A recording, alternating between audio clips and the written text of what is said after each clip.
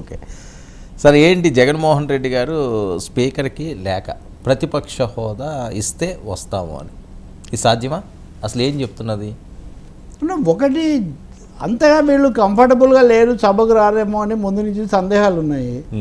సభకు వెళ్ళాలి, ఎంత తక్కువ మంది ఉన్నా, ఇద్దరితో కూడా కరుణానిధులు జయలలితలు వెళ్ళినప్పుడు మీరెందుకు వెళ్ళరు అని ఎన్టీఆర్ కూడా అంటే మొదటిసారి పోటీ చేసినప్పుడు చాలామంది అనేవాళ్ళు రామారావు ముఖ్యమంత్రిగానే వస్తాడు, ఎన్నికల్లో గెలవకపోతే రాడని. 83 అప్పుడు ఆయన స్పష్టంగా నేను ఓడిపోతే కూడా ప్రతిపక్ష నాయకుడిగా కూర్చుంటానని ఆయన ముందే ప్రకటన చేశాడు. మొదటిసారే 9 నెలలకు అధికారంలోకి రాకముందే.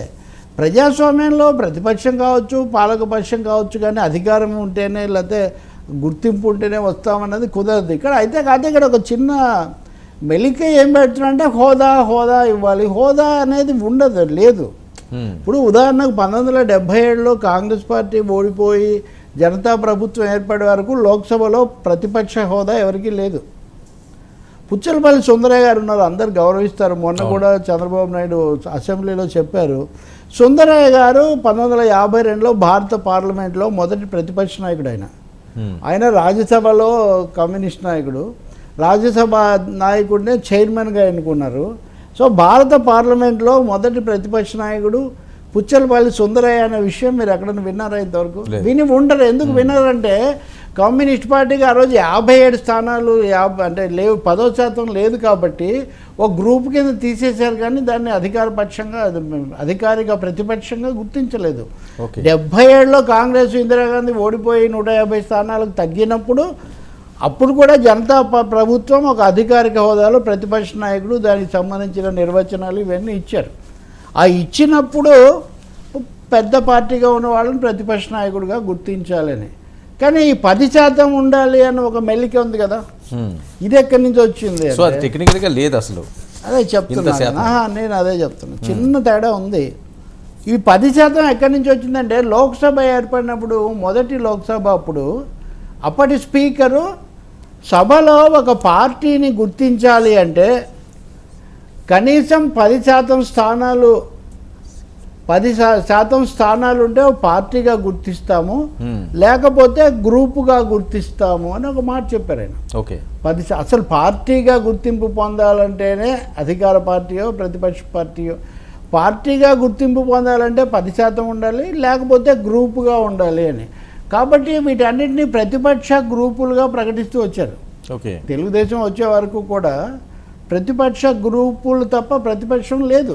జనతా పార్టీ వచ్చాకే వచ్చింది, 77లో వచ్చింది మొదటిసారి. అయ్యప్ప రెడ్డి ఐ థింక్ ప్రతిపక్ష నాయకుడు అయినట్టున్నారు అప్పుడు. కాబట్టి 10% ఉండాలన్నది నేరుగా చెప్పలేదు కదా. పార్టీగా ఉండాలంటే 10% అన్నారు, కానీ ప్రతిపక్షానికి ఎందుకు వర్తిస్తుందని కొన్ని ప్రశ్నలు. దీని మీద స్పీకర్ ఇష్టం. ఉదాహరణకు ఢిల్లీ శాసనసభలో 70 మంది సభ్యులుంటే 3 ఉన్న బీజేపీని ప్రతిపక్షంగా స్పీకర్ గుర్తించాడు, ప్రధాన ప్రతిపక్షంగా. అది స్పీకర్ విచక్షణ. అయ్యన్న పాత్రుడు కూడా అన్నారు, ఉన్నది అదే కాబట్టి దాన్ని చేస్తాం, కాకపోతే అది రాజ్యాంగబద్ధమైన హోదా అయితే లేదు, ఇది రాజ్యాంగ సమస్య కాదు, రూల్స్కు సంబంధించిందే. అక్కడ రఘురామకృష్ణరాజు కూడా మొదటి రోజు ఎక్కడో అన్నట్టున్నారు, వాళ్ళకు ఉన్నదే వాళ్ళే కదా, వాళ్ళే ప్రతిపక్షం అన్నట్టుగా. కాబట్టి ప్రతిపక్ష గ్రూపుగా ఉంటుంది ఎట్లాగో. కానీ హోదా అనడం ద్వారా మరి జగన్మోహన్ రెడ్డి ఉద్దేశంలో ఏముందో తెలీదు. ఉన్నది 3 పక్షాలు, 4 పక్షాలు, ఏమండి 3 అధికార పక్షాలు, కానీ ఇది ఒకటి, ఇది ప్రతిపక్షమే అవుతుంది కదా, అధికార పక్షం కానిది. అంటే ప్రతిపక్ష హోదా ఇస్తే ఏమన్నా ఫెసిలిటీస్ ఏమన్నా ఉంటాయా?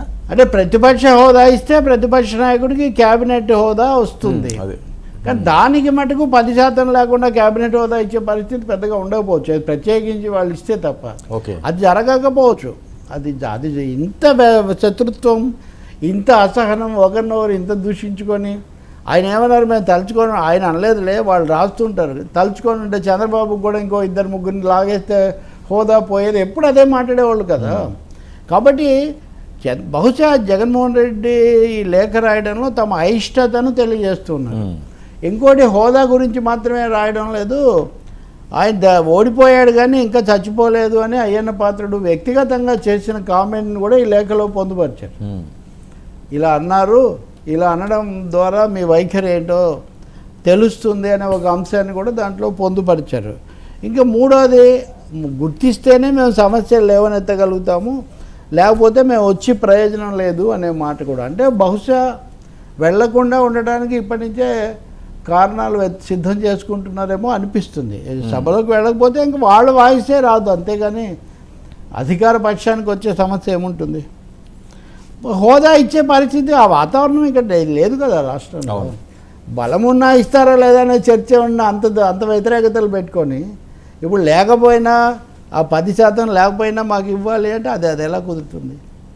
అలా ఏం కుదరదు. అసలు గత సభలో మీరు కూడా ప్రతిపక్షాన్ని ఎప్పుడైనా గుర్తించారా, గౌరవించారా? అసలు అదేం జరగలేదు కదా. వాళ్ళు సభను బహిష్కరించారు పూర్తిగా. కాబట్టి అప్పుడు ప్రతిపక్ష నాయకుడు ఒక సీనియర్ మోస్ట్ మాజీ ముఖ్యమంత్రి అయినా కానీ చాలా మామూలుగా ఎలా మాట్లాడారు ఏంటి అందరు చూశారు కదా. కాబట్టి మనం ఏం చేసామో మళ్ళీ అదే జరుగుతుంది, కానీ ఏదో భిన్నంగా జరగాలి, మేమైతే కూల్ చేస్తాం మీరు కూల్ చేస్తే తప్పంటే ఎవరు కూల్ చేయకూడదు అని మనలాంటి వాళ్ళు చెప్తే వేరే విషయం. కానీ ఇక్కడ జగన్ లేఖ ఒక రాజకీయమైన వ్యూహంతో రాసినట్టుగా కనిపిస్తుంది. అంటే బహుశా ప్రజలకు రేపు చెప్పడానికి, తమ పార్టీ వాళ్ళకి చెప్పడానికి అక్కడ ఎలాగో మాట చెల్లదు. ఆయన ఇప్పుడు కాదు, లేఖ ఇప్పుడు రాశారు, కానీ ఆ మొదటి రోజు సమావేశంలోనే చెప్పారు అసలు మనకు అవకాశం వస్తుందని అనుకోవట్లేదు, అక్కడ స్థానం కూడా ఉండకపోవచ్చు, ఇవన్నీ చెప్తూనే వచ్చారు.